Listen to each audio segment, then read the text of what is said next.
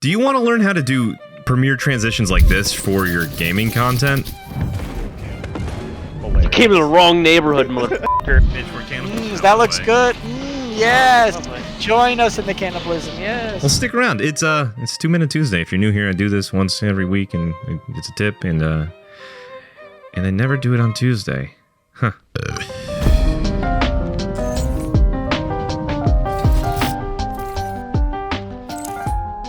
And welcome to 2 Minute Tuesday. This is a weekly segment where I show you some tips and tricks I've learned over my career to help you create better content.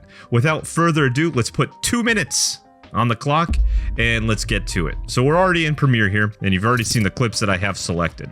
So what we're going to do to make the transitions that I want to make is we're going to go over here and we're going to grab the transform tool. So under effects in Premiere, you're going to type in transform, and under distort, you're going to see transform. We're going to drag this onto our clip, and what this plugin allows us to do is it will allow us to incorporate motion blur with any sort of animation that we'll put on the clip, right? So usually what you'd have to do is you'd have to do your scaling animation, and you'd have to then use the blur plugin, but this can do it all in one. You know what? Let's start with the green one. Let's start here, and what we're going to do is change the shutter angle right under the transform effect here. We're going to change that to 180. Going to hit enter, and we're going to uncheck this use composition. I forget what it says there, but it's something or other. Use composition shutter angle. We're not going to use the composition shutter angle. So once we have that all set up, what we're going to do is we're going to move our clip so they're just nudged into each other. All right, so I might want this one to start right here. So what I'm going to do on this green clip right here, under where it says position, I'm going to click the stopwatch and I'm going to make a keyframe. I'm going to go back a few frames here, and I think I want this to come in from the top, so top down. I'm going to grab, this is our X coordinate, it's always X, Y, X, and this is Y, and I'm going to drag this to the left, and you can see it leaving the screen there. So just so it's above the canvas, right there. And what we're going to do is the first keyframe, we're going to select that, we're going to right click, we're going to go to temporal interpolation, and we're going to select ease out. And then the same process, we're going to right click the keyframe, temporal interpolation, we're going to ease in. So instead of the keyframes being linear, it's going to kind of have more of an S curve going into it. It's going to look much nicer. So we can just play that back to see how it looks. Might be a little too quick, so I'm just going to adjust it slightly. And that looks pretty good to me. Moving on to our next clip over here. Same concept. I'm going to have it so it's over the composition. And then I'm going to find, right here, I'm zooming in using Alt Wheel up. We're going to find where the clip ends. That's where my starting key point is going to be, or keyframe, sorry. We're going to change the shutter angle, 180. We're going to uncheck use composition shutter angle. And if you want to, help yourself out in the future here, you can actually select transform, right click, save as preset, and you can put transform with blur, and you can send that. You already can see I have one set up here. Anyway, we're where we need to be. We're going to select position again, keyframe, and this one, instead of coming in from the top, let's send it in from the right side. So I'm just going to get it so it's out of frame. I'm going to, well, just to show you the difference between linear and in the ease here, you can see, let me move it down a little slower. And I'm going to ease this now. So that was linear. Going to ease out. You always ease out and you always ease in. So first is always out. And you can see there's just a little bit. Got to adjust that keyframe. So I'm actually going to move this over a little bit. I'm going to move it over a little bit again. Come on. There we go. So that's looking pretty good. I like that.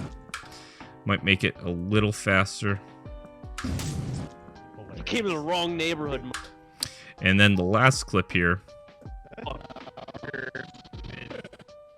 Same process. I'm going to go ahead. Shutter angle 180. Turn off composition shutter angle.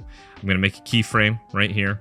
Right where you can see I'm like kind of at the end. It doesn't have to be perfect, somewhere around there, just so you have something in the background of the canvas. I'm gonna go back a few keyframes, probably, you know what, to the beginning. We'll have this one come from the left.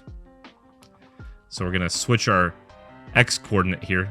So the first one's our X coordinate. And we're gonna go again. I'm gonna ease out. I'm gonna ease in. And there you go. Now the last step we're going to do here to make it nice and neat is I'm gonna hold Control on the keyboard. I'm gonna left click on this line on the audio here. I'm gonna make a keyframe there. I'm gonna do it again. And the second one, I'm gonna drag down. So you can see the audio is gonna fade out. And we can actually do the inverse on the clip that's fading, that's coming in. So we could do this for all our clips, really. So that way there's nice natural transition with the audio. We'll go back and we'll review them. But over here as well.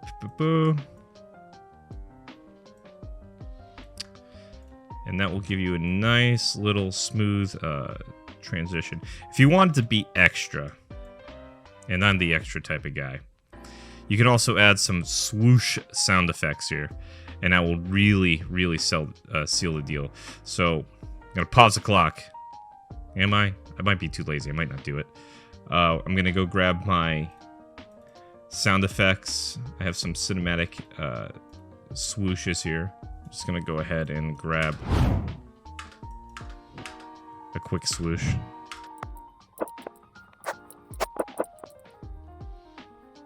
So with these swooshes, what I'm going to do is I'm going to go ahead and I'm going to put them in between the transitions. I'm going to do the same thing for this guy here.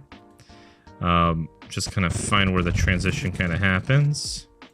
If you want to be extra, like me, if you're an extra person, what I'm going to actually do is I'm going to go to the balance panner up here. I'm going to put it like 42.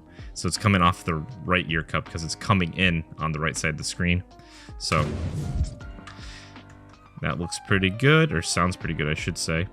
I'm going to go ahead and go and grab my last transition sound here. I'm going to scroll in and find where the transition happens. That was perfect. Just off the bat. I'm going to hold Alt. So I'm cheating a little bit here. But over here, I'm going to hold left Alt. I'm going to hold left click. I'm going to drag it. It's going to make a duplicate. So I want this one to transition out. So what I'm going to do is, here's a nice tip for you. You can actually copy, left click and hold, drag, move the keyframes, highlight the keyframes, right click, you gotta set them back to linear, ease out, ease in, drag it to the end of the clip. This guy, we still need a transition for him. Same kind of concept here. So this one I want to come in, I think we'll do from down below, going up. And I'll tackle that by stopwatch icon on position. Then move that forward a few keyframes. I'm going to grab the Y coordinate, so 1280 and then 720. I'm going to grab the Y coordinate and I'm going to make it come from down up. I'm going to left click on the keyframe, go to temporal interpret. I can't say it, forget it.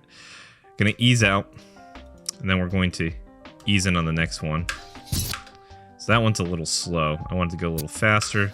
So I'm gonna nudge those keyframes closer. When I move them closer, it's getting to the end result faster, so the whole transition happens faster. I like that. But we also have to, if you notice, there's no motion blur. See that? There's no, I don't know if YouTube can pick up on that, but there's no motion blur. Take my word for it. Gonna uncheck use composition shutter angle, set shutter angle to 180. And now you can see it right here when I kind of go through it. You get this nice motion blur. And to top it off, I'm gonna go and take one of these sound effects.